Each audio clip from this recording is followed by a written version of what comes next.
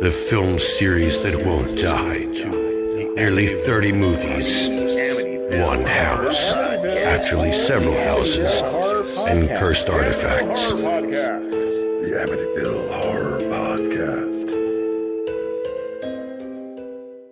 Hey, welcome back to the Amityville Podcast, where we are watching all of the Amityville horror movies in order of release, as far as we can determine, depending on some of them being released in the same year.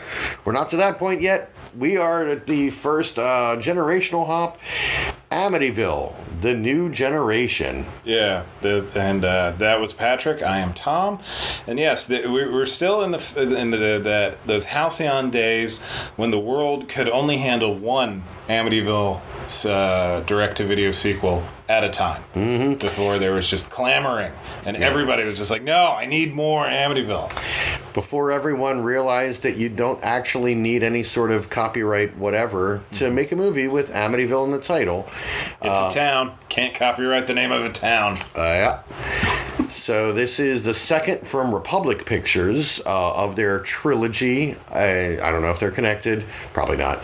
Well, they are all from the same book. They are from the same book. This is another adaptation of a story from the Amityville, The Evil Escapes by, is it John G. Jones? John E. Jones? John G. Jones. Amityville, The Evil Escapes. Amityville, a new generation. This one is apparently about a cursed mirror. This is another of the cursed items track of Amityville films. And for our pre-roll, we were talking about the idea of new generations and next generations. Yeah. And not just in horror, but in general, when it's worked. I mean, in horror, we have, like, New Nightmare was more of a reboot, not a generational thing. No. Scream 4 was half new generation. Uh-huh. I've never seen that. I am a very avowed not a fan of the sequels to Scream, because I think it dilutes the power and the cleverness of the idea. I will say that the second Scream, I think, is on par with the first one for me. I absolutely adore it. It's fine. No, but when you get into that idea of like every horror movie sequel has a new generation. True. We need new characters because some are dead. Yeah, and we need to kill a lot more. But whereas it's kind of like where horror movie franchises go on long enough, there's always a final chapter, and more often than not, there's like a new generation. Like Friday the 13th had the first supposed final chapter, followed by Friday the 13th Part 5, a new generation. Right? Mm-hmm. Is it a new generation? There's New Beginning. New Beginning. Yeah, okay. Yeah. But then 7 was in the New Blood. Right. So it was new things to convince you that something is changing, but it's still within the format. And it's a tradition that goes all the way back to things like Son of Frankenstein. Yeah. Son of Dracula. Son of Dracula. Son of the Invisible Man. Son of the Creature. Return of the Creature. There was a Son of the Creature. The third Creature from the Black Lagoon movie, I think, was Son of the Creature. Gotcha. Son of the Fly. Yeah. Didn't do a Son of the Mummy because he probably would have been buried next to him. So. Yeah. Was there a Son of the Blob? What was it? It was The Blob Returns? It was Beware the Blob. Okay, yeah.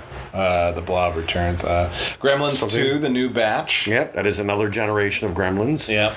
Obviously, in sci-fi, you have Star Trek Next Generation, which was great. And I think that's where this one probably most likely got its title, was the success of that, because they didn't know really what to do with getting people to watch a new Star Trek, and they got people into it eventually, but once it was really defining itself as its own show. Yeah. But like a lot of the new generation things tend to be the same old thing again, like Saved by the Bell had a new generation, Degrassi Junior High had a next generation, and it's a new class. They call the 90210 sequel a new generation. They did? No, I'm asking. I don't remember. I know they had a new 90210. Yeah. But I forget if it had a subtitle. Yeah. I know the Love Boat was the next wave. Nice. Not to be confused with the SNL sketch, The Love Boat, The Next Generation. Right. Love, the final frontier. It was so good. So good. Yeah. Patrick Stewart, even then, an untapped comedy goldmine. Oh, yeah. He's so good. I never felt more kinship with John Mulaney than honest to God, the first time I watched that Kid Gorgeous special, when he's talking about working on Saturday Night Live and he has like the aside, the best time anybody ever introduced a musical act, I screamed at the television, Patrick Stewart when he introduced Salt and Pepper, and then it was like, yes, and I was like, because I remember that because it was amazing, because he's just so excited. Well, it's Salt and Pepper, they're amazing. I'm not arguing, but it's just one of those, wow, Patrick Stewart really likes Salt and Pepper. Yeah, Patrick Stewart's a cool dude. Patrick Stewart has also gone on record as being an immense fan of both Red Dwarf and Beavis and Butthead. Sure. Because he's got taste. He does. He wanted for so very long to play Spider Jerusalem, the main character from Transmet. And my friend, who is as big a Transmet fan as I... Well, no, nobody's as big a Transmet fan as I am, as I lift up my leg tattoo. But supposedly Patrick Stewart, when he was getting knighted, he wrote in one of his autobiography or something that he thought to himself, what would Spider do? It's like, yes. That's awesome. Yes. But none of that has anything to do with the movie that we're about to watch, which we have not researched, other than I looked up the cast, and there's kind of a who's who of B-movie and horror movie people. Like David Naughton, the American Werewolf in London, is in this movie. Richard Roundtree, Shaft. Nice. Terry O'Quinn, John Locke, of Lost, the Stepfather, more importantly horror movie-wise. Mm-hmm. Robert Russler, the Grady from Friday the 13th Part 2. Nice. And the taller, non-Robert Downey Jr. bully from Weird Science. Fun fact, Robert Downey Jr. drove Robert Russler to his audition for Nightmare on Elm Street Part 2. Nice. Yeah. And the perennial matriarch of modern horror films, Lynn Shay. Oh. Even though this is not New Line. And it is not tied... because Lynn Shay is a part of... Well, she was Bob Shay's sister. She's Bob Shay's sister, but she played the original older version of Ms. Warren from The Conjuring. Well, right? Yes. Is that who that is? Is that supposed to be Lorraine Warren in The Conjuring? The Conjuring movies are based on the Warrens. Oh, no. I'm thinking of Sinister. Or no. Oh, no, wait. Which are they in? Insidious. She's in all those Insidious She's movies. In the Insidious ones. I get them all jumbled. Like, was that supposed to be Lorraine? No, because she's... No, it's not. I don't know. It's not. All right. Again, this is an incredibly well-informed podcast.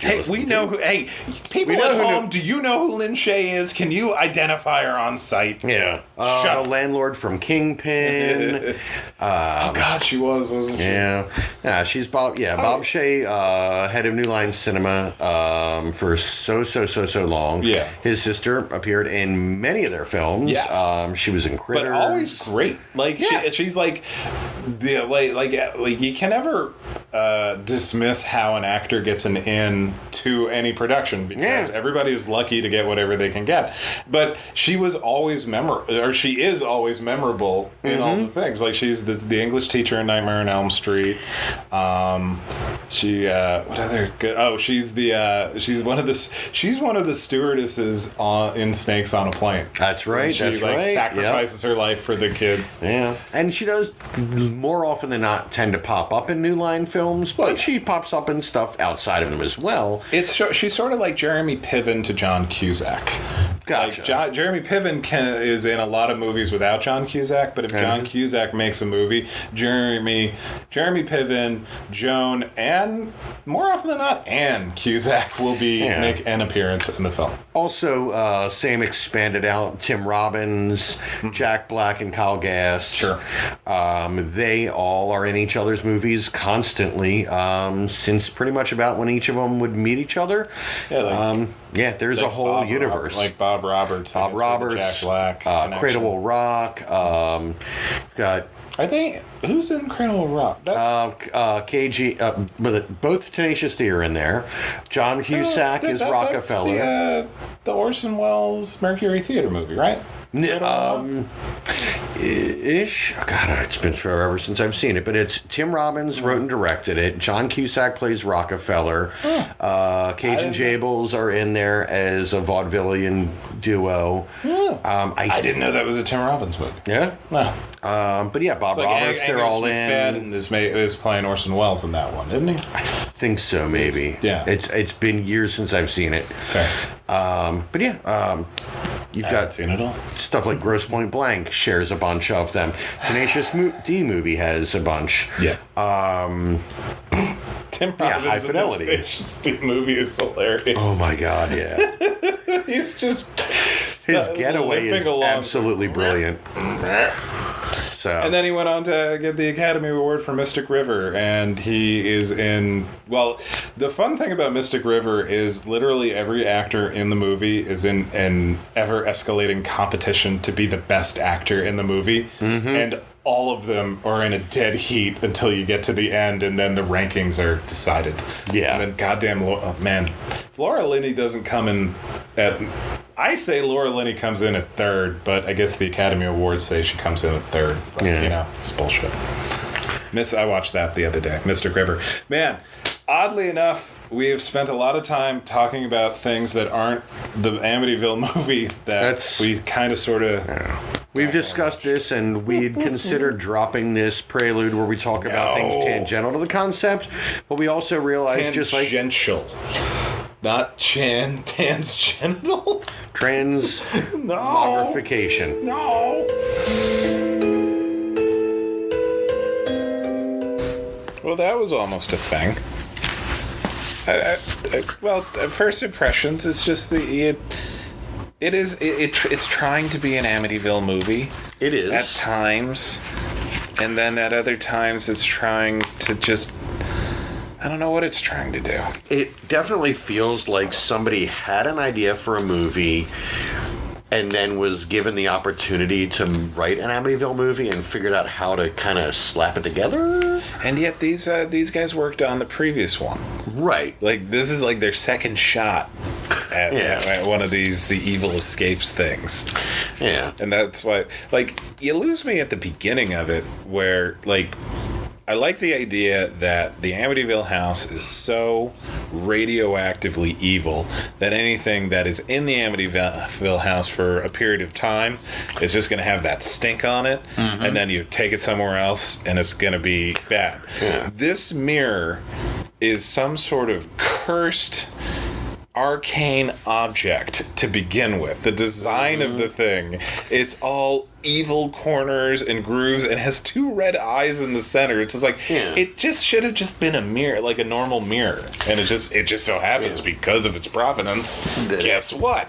It is super evil, and it also, I think this is one of the cases, unless I misinterpreted it, where they said that the evil in the mirror actually predates the Amityville house, so maybe it was drawn to the house. Yeah. Yeah, it's almost like the Amityville house acted as like a halfway house for possessed items to all get together. It just is the Friday the 13th pawn shop. It like really all of is. these Evil Escape ones, that is the underlying thing. Yeah. It's like in modern days, it would be like if somebody was running a home Etsy, like craft redistribution shop or something. Yeah, but but possessed. Evil. Yeah, exactly. So yeah, there's an evil mirror in this movie. It's been in my family for generations. Yeah. And you should have had a New England accent. That would have made it so much better. The homeless person who gives our main character the magic mirror, it should have been like, what's his name? Judd from Pet Sematary. Fred Gwynn. It's like, this mirror has been in my family for generations. It's got an evil top. It's gonna make you look like your hair's potted on the wrong side. Maybe a little murder. Sometimes dirty is better. So it was in his family for generations. That's what he said. the family did not live for generations at the Amityville house, so they brought that mirror to the house. Unless he's just full of shit. And then everything goes, he is crazy. He is crazy. Nothing in this movie, you can never push on anything in this movie too long before it just completely falls apart. It's a Jenga script. It's a Jenga script because this is the central issue that I have with the movie is that it couldn't decide, does it want to be a haunted supernatural object movie or a psychological thriller about the effects on trauma at a young age. Right, which is why I feel like it started as a different script, and they're like, they want another Amityville. Well, if we just say the mirror's possessed, then okay. I guess it's Amityville. So they started with the psychological thriller script and then started shoehorning all the Amityville stuff in, and that's why it's in the beginning. So this one takes place in an undisclosed town, which is probably supposed to be New York. I think so, but it looks... It's L.A. It's L.A. Or it's San Diego. Yeah. It's like some California place, which is really nice, but it's hilarious because there will be times where people are out in the park surrounded by palm trees and they will be covered in 4 layers of clothing because supposedly it's cold. Yeah. It's terrible. It's the most L.A. New York you've ever seen. Exactly. No tall buildings. So there's a guy in some probably outskirts and suburbs. Yeah. But yeah. Which I'll grant them, the loft housing they're supposed to be in could be more an industrial neighborhood and everything. But again, if that was a New York one, even if we're saying you're in you're outer reaches Brooklyn, there is no way any of these artists could have afforded this apartment. You think Friends was ridiculous on the apartment? This movie feels like horror movie Friends. Yeah. And we looked it up. It's basically a year before Friends came out. Yeah. But all of the outfits, are actually surprisingly on point for the people of this age group at that time. Yeah, whether it was art direction or they just hired people who look cool. It's we could almost give them credit. Maybe the actors brought their own clothes. Yeah. Maybe they were all hip. Yeah. There's this building full of studio apartments loaded with artists of different types, loft studios, not one bedroom things, but actually workspaces that you also live in. Giant open rooms, giant windows, high ceilings. We have the painter. We have Suki. Suki is the painter, who has at the very beginning an abusive boyfriend who's the first victim of the mirror. Yes, played by a very pirately dressed Robert Russler of Nightmare on Elm Street Part 2 and Weird Science fame. And so Suki's our painter. Our main character is Keys Terry. I'm just going to repeat that. His name is Keys Terry. His first name is Keyes, last name Terry. They will say Keys every single scene. It will never sound normal or natural, even once. Because they occasionally make sure to say full name Keys Terry in case you thought one person might have read the line wrong and there was a comma in there and that his name is Terry Keys. Also terrible, but more of an actual name. Right. Yeah, they make sure to repeat it periodically just so you understand this is his name. This is actually his name that we picked and made them say. Yeah, over and over and over again. He's got a girlfriend who is some sort of art dealer muckety-muck person. Yeah. And as it turns out, is the sanest human being in the entire film, much to, well, not her detriment, but to everybody else's detriment, because it's kind of like the Alien Protocol, where the greatest, shortest review of the original Alien movie is it goes something like there's a smart woman on a spaceship. Nobody listens to the smart woman, and then everybody dies except for the smart woman and her cat. Now, almost everybody dies in this one. So then a lot of people die. Not everybody. Not everybody. I know, but there's actually a fair amount of survivors. Surprising. But spoiler. David Naughton, the American Werewolf in London, is our landlord with his girlfriend and or wife, who was, I forget what the actress's name is, but she was the prudish girl in Friday the 13th, Part 4, the quote-unquote final chapter. I say prudish because it's a Friday the 13th. She still gave it up, but, you know, you had to earn it. Yeah. And then rounding out the art house of weirdos is none other than Richard Roundtree as the more experimental abstract artist of the group. Best artist of the group. The best artist of the group. Because plot being that Mirror drives people crazy. Let's talk about the art first, because I know it's going to distract us along the way. That's fair. There is actually a lot of good art in this movie. There is, and the painter, it's Suki. Yeah, Suki does some interesting paintings. Not necessarily anything I would hang in my place, but it's a little grim. It's a little grim, and some of the stroking technique is a little simplistic for my tastes, but it's at least evocative. Yes. Like, think Clive Barker, but like less talented. Like, less abstract, more like... Less abstract and a broader color palette than Barker usually uses. Yes. Barker tends towards just, like, grays, blues, blacks. That's fair. This is a richer spectrum. Very, very, very good. I'll go with, let's try Clive Barker, but instead of focusing more on mood of the piece, she is focusing on the actual object that she's trying to convey. Gotcha, yes. Yeah. But in terms of subject matter, very similar to Clive's paintings. Very much Even so. before she's possessed. Yeah. A lot of the work looks like she has this image of this demon or this ghost or this thing, and, like, hits that hard, and then the background and the side details are really just kind of finishing up the paint. Yes. But it makes for a really interesting apartment, because all of these paintings are hanging willy-nilly, like they're suspended from the ceiling as opposed to being like hung on a wall. Yeah, so they're just kind of floating. It's like, and also they're hung by nooses. Mm-hmm. You know that scene in a lot of horror movies where somebody's being chased through a yard where laundry's on the line, and all of the sheets are hanging randomly around. It's kind of that, but with macabre paintings. Yes, it's a cool setup. It's really a neat apartment. Like the movie does look good. Like, absolutely. Like, it's not a boring movie to look at least. Yeah. Keys, go ahead. Now, Keys, his photography, he is a photographer, and most of his photography is... Ansel Adams. Yeah. It's fine. Partway through the movie, starts to have ideas for installation. An installation. First ideas are that he's making little dioramas of a lot of the pictures he's taken of people. He's going to blow them up, and he's going to have life-size cutouts and make life-size dioramas of real people that might go to this installation, which so that he can then blow them away.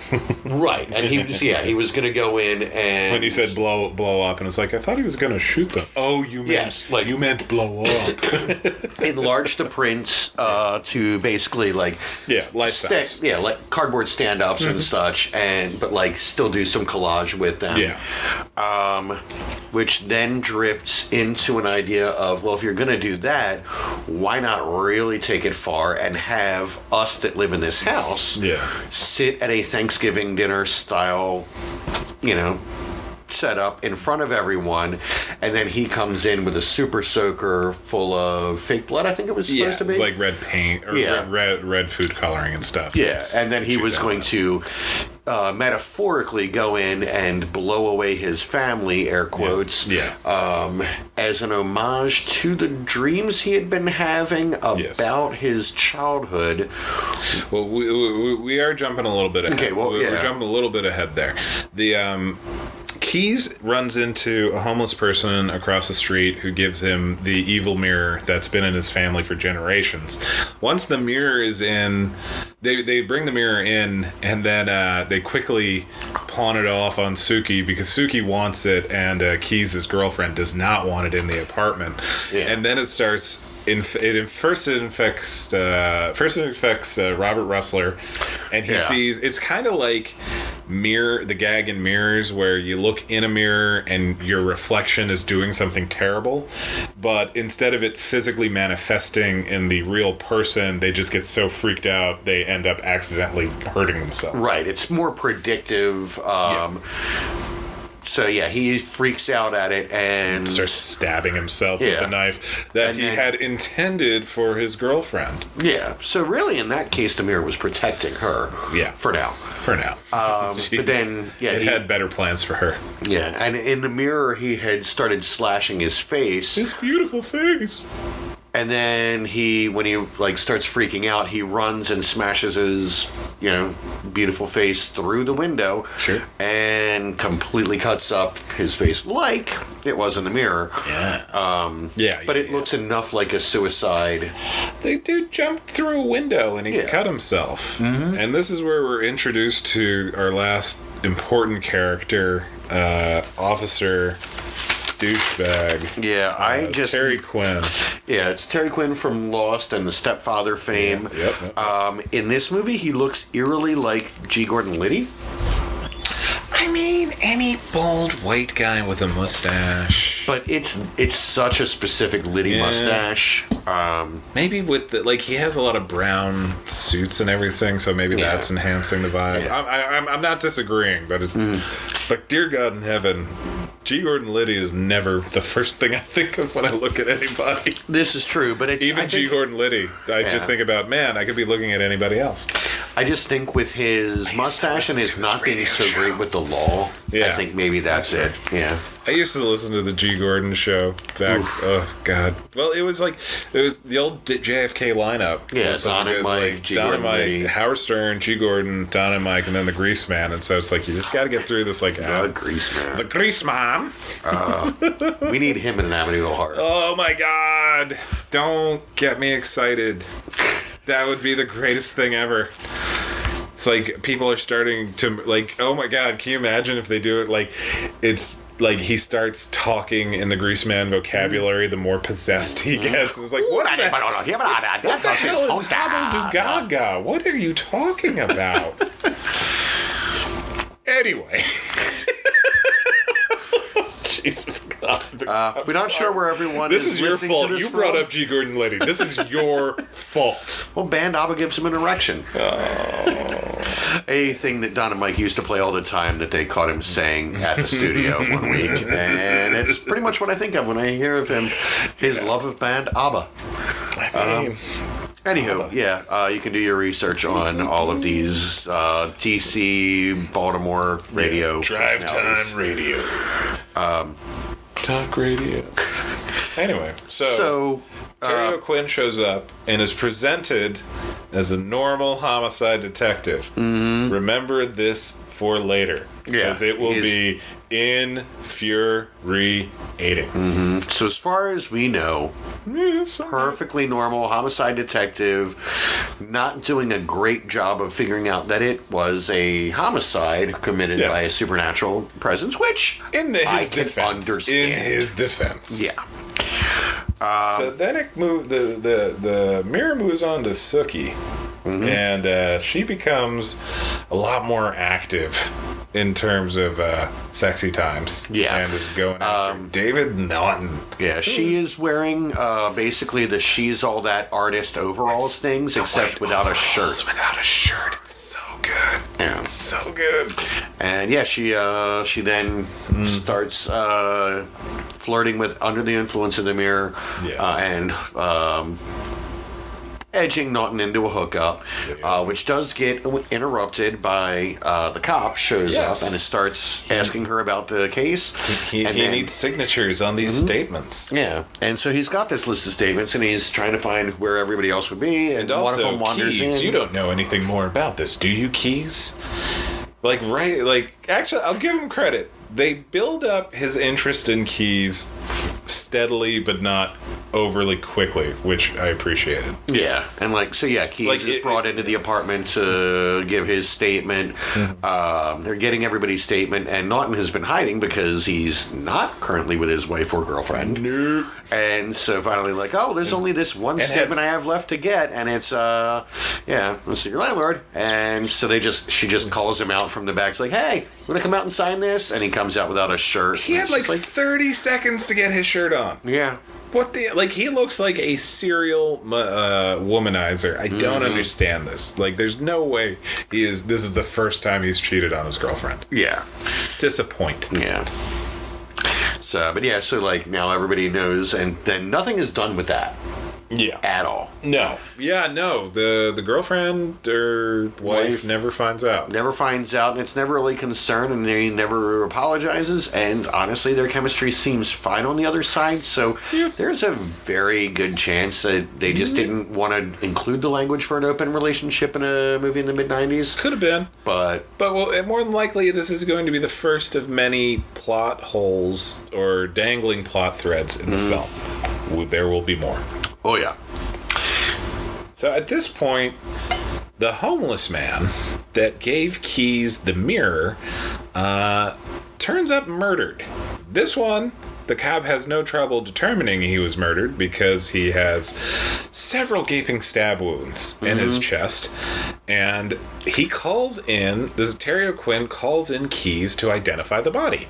Keys correctly responds with, I don't know who this man is, because even if the person gave you something, he's still just a hobo. Yeah, this is because you're a bad person, man. Listener. You know you are.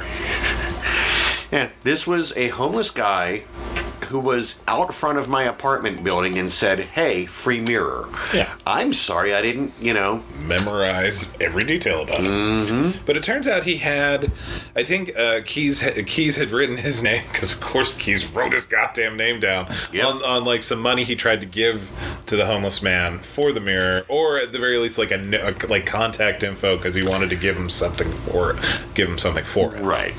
But so that's why he's brought after he gives it to him, the homeless man had vanished. Yep. And then turned up stabbed multiply. Much stabbed. And this is an interesting thing because, as a homicide detective, you know that he's got to be on the case to find the murderer, who winds up being... Well, I was going to build to that, but yeah, that's my biggest annoying plot thread is that you honest to God never find out who killed this guy. Yeah. And before you ask, dear listener, no, the stab wounds just weren't self-inflicted. We're not talking about he stabbed himself once in the heart and then that was it. He's got 3 or 4 stab wounds across his chest. He would not be able to do that. Gotcha. I do apologize for dragging that out earlier, you bastard. I was worried that we, like the movie, would have completely forgotten about it. Oh, no, I got it big letters right here. Never found out who killed the old man. So Keys doesn't want to have anything to do with this, mainly because why should he have anything to do with this? But Detective Terry O'Quinn says we'll take care of the arrangements and everything. Don't you worry about it. It's I'm not. And then Detective Terry O'Quinn calls him to the gravesite for a few more questions, at which point he reveals that the homeless man may be Keys Terry's estranged father. It's on the tombstone. It's father of Keys Terry. And it's this is the most Columbo wouldn't waste the money on this trick. Yeah. This is it's an engraving. It's an engraved tombstone. You paid for this. He's I didn't pay to have that put on there. I'm not the devoted son. Yeah. Why would you do that? Oh, I guess it was a mistake. Dun, dun, dun. And so Detective Terry O'Quinn correctly surmised that Keys Terry would immediately go to the mental hospital where our homeless man was imprisoned or treated. Yeah, treated for a number of years. Not treated well, but treated. Yeah, no. You're not imprisoned when you're in a mental hospital because you're not a criminal. You're sick. Though you might be there without. You might not be allowed to leave. Yeah. He gets Until you get better. He less air quote crazy than the inmates at this now 3/4 shut down mental asylum. I did not like this mental hospital in terms of, it would be one thing if it's like, we're not tearing the building down, but nobody's here anymore, and so we have it like as an archival thing, and we have it like just Lynn Shay is the only person that actually works there, and that's why she's going insane. And she is definitely like she's camping it up, and it's a lot of fun. It really is. Yeah. She's so good. She was putting salt on that scenery and going to town. God, yeah. But as Keyes wanders around the mental hospital, it's clear that there are still patients. Oh yeah, in the hospital. They're just wandering around. When is the last time you've been to a mall? Like 3 or 4 months ago, maybe. Okay.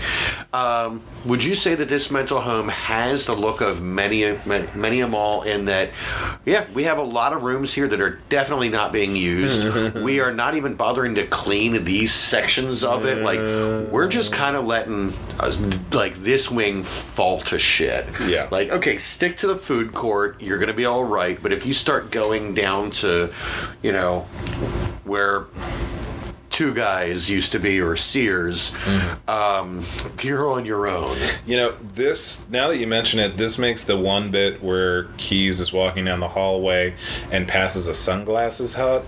Yes. That makes so much more sense now.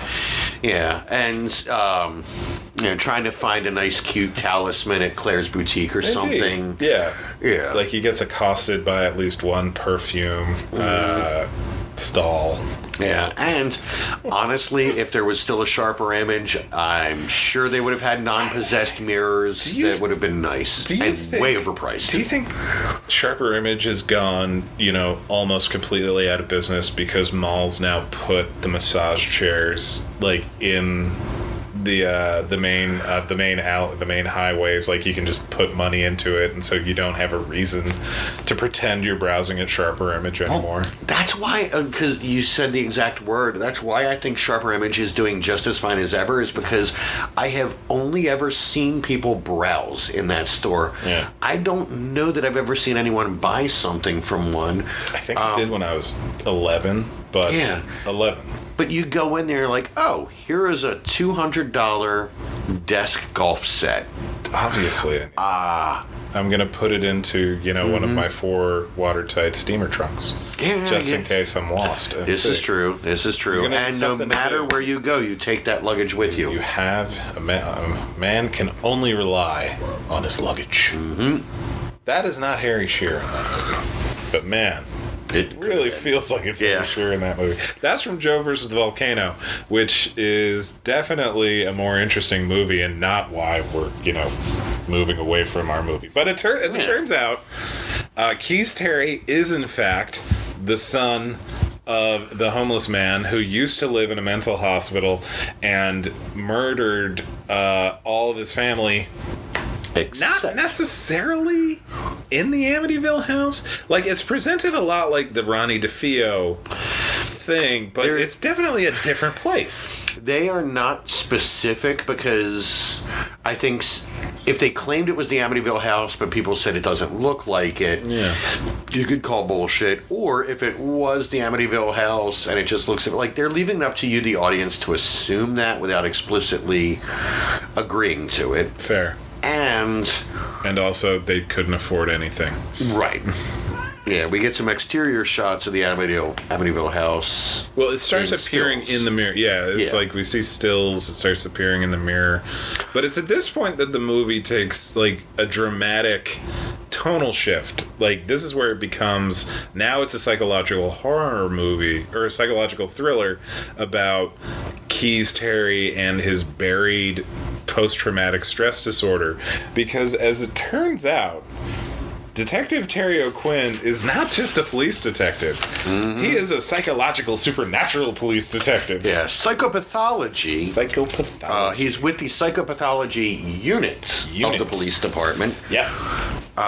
It's the low-budget Mulder and Scully department, which, yeah, you're right. It's not necessarily, I don't think he's not there because there's a supernatural element to it. He just thinks, as he says later, he believes that Keys Terry, God, I'm doing it now, is a ticking time bomb. And so, instead of presenting this information to Keys and, like, you know, helping him get into some sort of program or at least some sort of assessment to see how he's dealing with all that, he keeps prodding him and putting him in these situations that are designed to make him go nuts. Yeah, we stopped the movie. We stopped the movie in the middle of watching it just because it's like, I'm psychopathology cop and I think you're going to go crazy. It's like, what? What are we even doing? It's like, oh, you're on the bear poking squad. Bear poking squad. This isn't even thought crimes. This isn't Minority Report. No. This is, I think you're going to possibly commit a crime, so I'm going to drive you to it so I can arrest you. It's like the whole time he's like, it was buried in you and it would come out eventually. It's like, he's 35. Like, when is it going to come out? Or maybe it's so buried so deep it wasn't going to until you made me go to the mental hospital. Yeah, there's something to be said for nature versus nurture, but if you are actively prodding somebody who might have it in their nature, maybe. Yeah, I wouldn't call it nurturing. Oh yeah, no. So yeah, but like terrible. He just terrible. He's pushing him towards it. We didn't cover that. I think before this is when Suki. Well, it's all kind of happening. Go ahead. Yeah, a lot of this is kind of going on. It's separate from each other before it comes back together. Things are happening a lot. Like, for like the whole first half of the movie, there is no central main character. And so it's fun because the things about Suki are focused all about Suki. The things about, like, David Nunn focused on about him. And it's only after the homeless man dies that the movie becomes about Keys Terry. Damn it, I can't not do it now. I know. And, well, that's because you have to say Keys Terry, not Officer Terry O'Quinn. Yeah, Officer Terry O'Quinn. A lot of Terrying. A lot of Terrys. Let's not Terry any longer. Oh, boy. Suki... So there's a bunch of plot points happening contemporaneously in the movie that we find out about later. Yeah, we've done a lot of ensemble story and shooting that could have been kind of thrown in any order. Yeah. For the middle section. Way. Yeah, it's just we're following the ensemble. Suki has been painting more and more giant dark tapestries. Yeah. And the things keep coming out of them. Yeah, kind of like when the kids flipping through the book of Ultimate Evil in Saturday the 14th. There's an image of a monster, and then you turn around and then you look back and there's the painting, but the monster is gone from it because it's somewhere in and around, and you figured these monsters are going to jump out, but instead she looks in the mirror and the mirror shows her holding one of the nooses that holds up her paintings and basically encourages her to hang herself. Yeah, because keep in mind, the nooses were there. This wasn't like the mirror didn't make her do the nooses. She was hanging it. Yeah, her art was dark. She had nooses in the apartment, so the mirror is looking at what's going to be the most, though, which was kind of nice. Like, she wasn't a goth though. Sure, but darkness resides in us all. Oh, I know, but like, I mean, she wasn't coded visually as a goth, which was kind of a nice change of pace because yes, there is like, I dress in bright colors, but you know, I am at one with the darkness within me. Right. Sort of thing. It was kind of fun. Change of pace. Exactly. Did I like this movie? No. But maybe. Huh. Anyway. So Keys comes back, and this is where we start getting... Once he... Like, I swear to God, this is all Terry O'Quinn's fault. Because now that he knows his secret origin with the lunatic father who killed the mother in the hospital, we skipped over the part where we should cover. Yeah, we get the flashbacks in chunks anyway. So it works. It's still good. Yeah, we're still the most professional podcast you listen to, listener. Don't listen to anybody else. For certain about this series. Definitely about the Amityville series. So his father kills the mother. When he's in the mental hospital, or the mental hospital triggers his flashback to when he was a small boy after his dad. Oh, it's not his family. That's what it is. So the father killed the guy, killed his family, the father's family. The homeless man killed his family, and was locked up temporarily, but then got out at some point, and then impregnated Keys Terry's mother. Right. And she didn't know who he was, the crazy man. Yeah. But then later finds out, and so she brings, 8 or 10 years old Keys. If that, I want to say, looks under 10. Yeah, exactly. And young enough that, I'd say by 10, that's going to be a tough memory to bury. So I'm going to say, probably, I was assuming 6 or 7. Sure.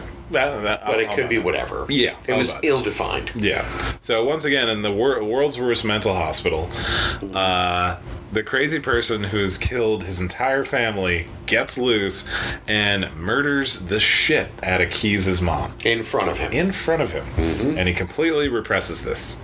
Yeah. He forgets completely about it. I don't blame him. Yeah. Now, I blame Detective Terry Quinn because, it's like, hey, I had successfully buried this memory so deep I was never going to know about it. But thank you for giving me my father's gravestone and bringing me into this. Mm-hmm.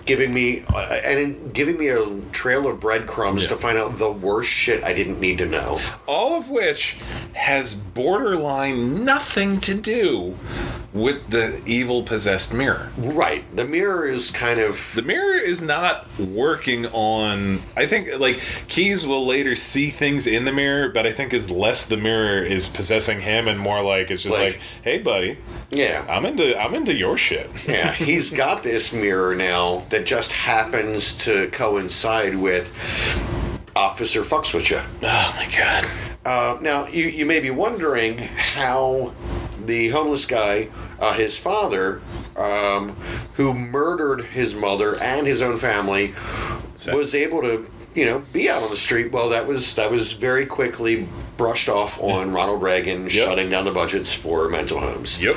That's a fair explanation. It is a fair plot point and a fair assessment. It's and if you want to see more of this, highly recommend a really weird little movie called $1 Million Hotel. There you go.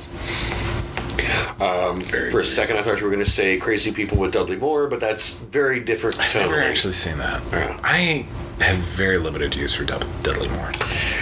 It's not one of his better films, but there are post 80s Dudley Moore. Yeah. I'm sure the old albums and everything. Oh, they're Cooking fantastic. Moore. Yeah, Cooking Moore is amazing. Sure. Crazy People is an Is it crazy movie? Or is it Ordinary People? It's Crazy People with Dudley Moore. You're right. And Daryl Hannah. Right. Yeah. And it's an movie with some really funny bits about the ad campaigns they do. Anywho, he gets out of the mental institution because Reagan slashed the budgets and, needed more homeless people, I guess. Now, you also might be wondering how he got this mirror back. So are we. Yep. Again, a lot of plot threads. A lot of connective tissue that would have made this a tight, interesting movie. Yep. It is sort of interesting. Oh, God. I think I'm going to accidentally end up liking this movie. It's interesting the way that... The parts don't come together as a whole, but there are a lot of interesting ideas and parts. Yeah. It's like buying a puzzle and finding out if it has all of its pieces and if they're all from the same puzzle, or if you just went to a yard sale from somebody who did not care. No, but there are enough pieces of the main picture that you can almost see it. I know there's something here. Yeah, so Keys is going nuts. And he as we talked about earlier, he's got ideas for his installation for the forthcoming big art show, but then the girlfriend has the great idea, and I honestly do think it's a great idea because Keys thinks he's going to recreate or turn into his father and murder a bunch of people because that's what he keeps dreaming about. Mm-hmm. And so Keys' girlfriend comes up with the idea, let's do it as an installation where we'll set up a dinner table a la the dream that you're having, and then you come in with a squirt gun and shoot us with the red paint. Get it out of your system. Yeah, actually do the thing. Yeah. This is not the worst therapeutic idea. It is. It's definitely better than anything he'd get at that hospital we saw. 100%. And they want to do this art installation at their studio apartments, because all of them are falling behind on rent because things have been tough lately, and the landlord doesn't want him to do it at first, comes around to the idea because, well, I guess you're a landlord, you want to get paid. In his defense, and the movie's defense, I appreciated that. He said, well, we're not zoned for that. I don't have a license for that. I don't have any of the insurance for this. And so if like, here literally anything goes wrong, I will be in a lot of financial trouble. Right. Well, we're trying to maybe you guys get the rent. Mm-hmm. And I could just kick you all out. Yeah, but he likes them. He actually does hang out with them. He almost sleeps with one of them. Yeah. He's not a bad guy landlord. No. There's actually a lot of... there's a fun common space in between all the apartments where there's a bit at the beginning where they're all of our main characters are hanging out, and it's almost reminiscent of like Friday the 13th slasher movie, fireplace, let's get everybody together and see what they're like. And I kind of appreciated that they found a way to do that in a city, in an urban environment. You could still have that scene and serve that function. The character dynamics, especially through the residents, was a lot of fun. There was, the characters were distinct from each other. They all had all good voices. Performances. Yeah, like everything. The all cast that is so good that it's hard for them not to be likable. Right. Even with a name like Keys Terry. Yep. So they have this art installation where they're each going to, in their own, residence, set up displays of whatever, and just try and move some stuff or try and put on a nice thing, get some notices. They've got reporters that are going to swing out and art critics and all that. And so he's going to do this whole grand thing. And then the movie producers remembered that this was a horror movie, and so we have to have at least one more murder. And so David Naughton gets unceremoniously electrocuted to death when a circuit is blown. Yeah, he gets kind of just thrown into it, or it's Suki appears, and then he gets zapped. Yeah.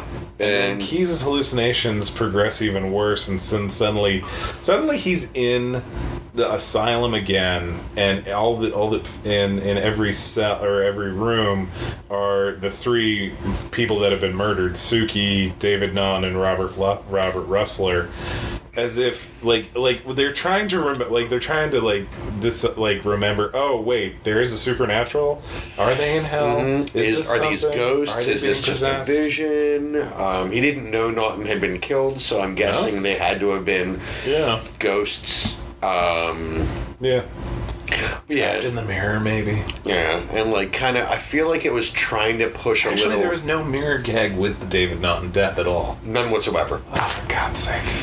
I feel like they had probably watched Jacob's Ladder again recently or something like that. Or maybe, I guess, would this have been out after Mouth of Madness? I don't know. No, I think it's slightly before. Well, definitely after Jacob's Ladder. Yeah. I think so that would have been 89, 90. Yeah. This was 96, right? And I feel like No, this was 94. Okay. Dollhouse. Dollhouse is 96. Gotcha. Which will be next week. Yep. Anyway, but it definitely, it looked like somebody had seen something similar in another movie, because it didn't quite fit here. No, but it's a thing that happened. It's kind of like when you there was if you watch the Never Sleep Again documentary or the behind-the-scenes interviews with John Shoulder, the director of Nightmare on Elm Street Part 2, where it's just hey, director, nothing is happening for the first half of the movie. You have to move one of these murders earlier, or else you're losing everybody. And so I feel like it's hey, it's been 40 minutes of nothing horrifying happening. We should do something now. So David Naughton dies, and all of a sudden we have the mental hospital from hell that has no bearing. He runs, he sees all the people, and then they just disappear, and it doesn't matter at all. Yeah. So I do hate this movie. Yeah. So it comes around, and he finally shows up at the installation. He has been seeing these things, and we know that the mirror has done things to people, and it has convinced people to do horrible things. Now he's got a shotgun, not the squirt gun. No, he's got the real very shotgun. Clearly. Which was from Richard Roundtree's installation was... I'd like to come back. I'd like to close on that. Fair enough. No problem. As absolutely hands down my favorite thing in the movie. Continue. But he has this shotgun from another installation and starts just unload. He's like, he is facing like everybody. There's all the people that he had set up at the dinner table, but there's like what, 10, 12 art like critics, a solid smattering of chic people. Yeah, and he just starts unloading in their direction. He's shooting the windows that are maybe a foot above them. Well, those windows had blown out. Oh, the windows had blown out. Yeah, but he's shooting stuff. Now he comes in and they're trying to figure out what's going on. Is that a real gun? Yeah. Is it really loaded? Because he was supposed to come in with a squirt gun. Yeah. The windows had blown out. Had blown out when it was messing with him earlier. Right. Yeah. So, and all the glass is blown inside. Yep. And it has not been swept. Has not been swept, and everyone's sitting just walking the around. friends are all sitting down at the table, looking at the glass blown into the installation, and not really questioning how that would have been possible or any. They just think, okay, he did a thing, and this is weird, and this is not what we signed up for, but I'm sure it's fine. Oh, here he is. That is a real gun. What the fuck? But before they stay in character. They keep with it, kayfabe. And then he cocks the shotgun, and then it fires a real shotgun blast. I like the turkey. Was it? At the turkey, then at the mirror. And then, well, the mirror is, when he the mirror is a very intentional shot. Right. Whereas, he's still kind of possessed, maybe, and going nuts. We don't know if he's crazy or not. We don't know. He has shot the turkey. We know the stakes are real. We know that this is... Because it's... Yeah. Sorry. But everybody at the table is given a reason to be freaked the fuck out. Yeah. But still trusting him, hopefully, even though several people have died in this space in not a long time. No. And but luckily, Detective Terry O'Quinn is there, to see the shotgun, to see Keith shoot the mirror, and to give him the thumbs up and say, "Hey, you're good, buddy." And then he just walks away. Well, the best part is he walks in with the shotgun, and Detective Terry O'Quinn sees him walk in with the shotgun, knowing that he is a ticking time bomb of murder. All of the things he's been looking forward to and predicting, it's like he wanted it to happen. Totally. Because the other cops... He could write a whole paper on this guy if he ends up murdering the people. Yeah. But what's weird is whereas in other movies your Friday the 13th Part 7, whereas Terry Kaiser is very coded as a self-serving jerk, or your Carter Burke, it's just this would be terrible if this happened, but awesome. This guy is presented as the good guy throughout the whole thing. Yeah, he's supposed to be some form of hero. He's the cop on the case, but he walks in with a shotgun, and Officer Stepfather just stops the other cops from doing anything. He's like, whoa, hold on a second. This is an art installation. Let's see how it plays out. Yep. Okay. It's it can never be understated. It's really great to be a white man in America. Yeah, because... So very, very... You can walk into any room with a gun aimed at people and... let's see how this plays out here. Let's see how this plays out. Let's make sure that he has bad intent before we... Let's not jump to any conclusions. Anyway, the mirror gets shot.